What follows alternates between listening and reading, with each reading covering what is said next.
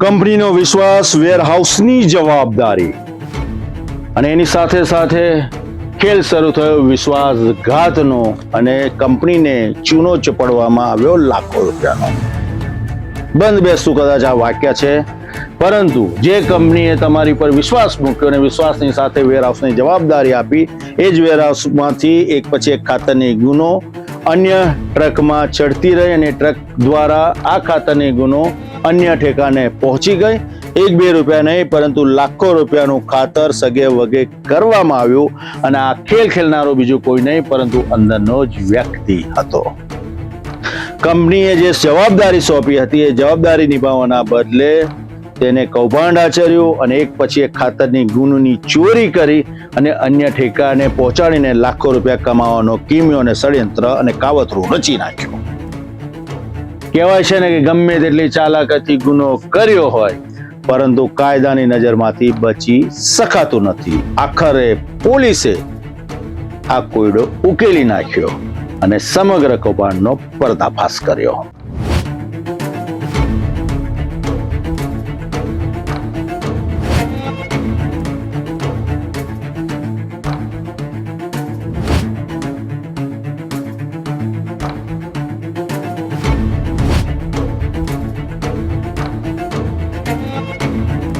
અંકલેશ્વરની પાનોલી જીઆઈડીસીમાં આવેલી એસએમએલ લિમિટેડ કંપનીના finished goods વેરહાઉસમાંથી ટેકનોઝેટ ફર્ટિલાઇઝરની 71 ગુણો રહસ્યમય રીતે ગાયબ થઈ ગઈ હતી.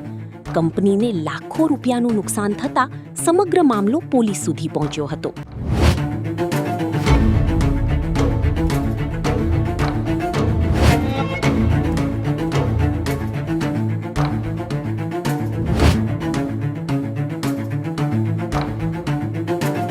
પોલીસ તપાસમાં ખુલાસો થવા પામ્યો છે કે ગોડાઉનના સુપરવાઇઝર, જેને ટ્રક ડ્રાઈવર સાથે ભેગા મળીને આ તમામ ટ્રકની અંદર ખાતરની ગુનોનો જથ્થો સગે વગે કર્યો હતો, સમગ્ર ગુનાને અંજામ આપ્યો અને લાખો રૂપિયા કમાઈ લેવાનો પેતરો રચ્યો.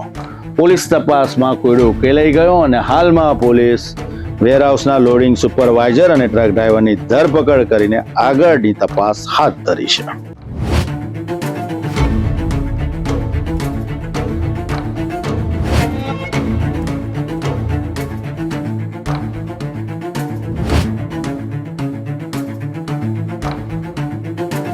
તપાસમાં વધુ સામે આવ્યું કે કંપનીને અંધારામાં રાખીને આ જથ્થો આરોપીએ પોતાના મિત્ર ઇમ્તિયાઝ પઠાણને સગેવગે કરી દીધો હતો. પોલીસે સમગ્ર કડી જોડતા કાવતરાનો પર્દાફાશ કર્યો.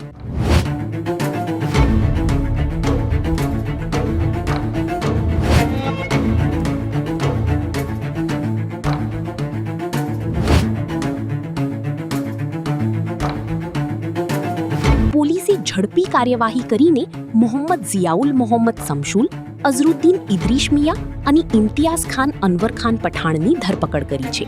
ત્રણેય આરોપીઓની પૂછપરછ ચાલી રહી છે.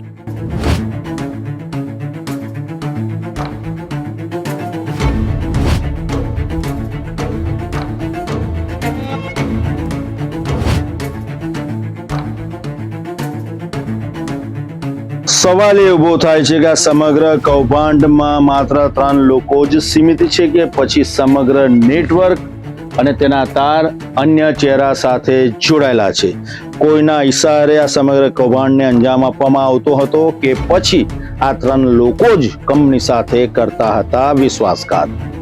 પોલીસ તપાસ કરતા કડીઓના તાર જોડી રહી છે, પરંતુ સવાલ એ પણ ઉભો થાય છે કે પોલીસ મોબાઈલ નંબર ચેક કરે અને આ જે ગુનીઓ છે જે જગ્યા પર પહોંચાડવામાં આવી છે એ અન્ય ઠેકાણાના સંચાલકોની પણ ધરપકડ કરે, તેમની પણ પૂછપરછ કરે તો ચોક્કસપણે ખબર પડશે કે કેટલા સમયથી આવી 1-2 નહીં પરંતુ હજારો ગુનીઓ સપ્લાય થઈ હશે અને એના ખરીદદાર કોણ હશે. આ સમગ્ર ચેન અને નેટવર્ક આવી રીતના જ પોલીસના હાથમાં આવી શકે છે અને પોલીસ ભીતરમાં ડોક્યું કરશે પ્રમાણિકતાપણે તો આ તમામ ચહેરાઓ ઉજાગર થઈ શકે છે અને આટલું થશે તો આગળના સમયમાં આવી ઘટનાઓ ચોક્કસપણે અટકશે.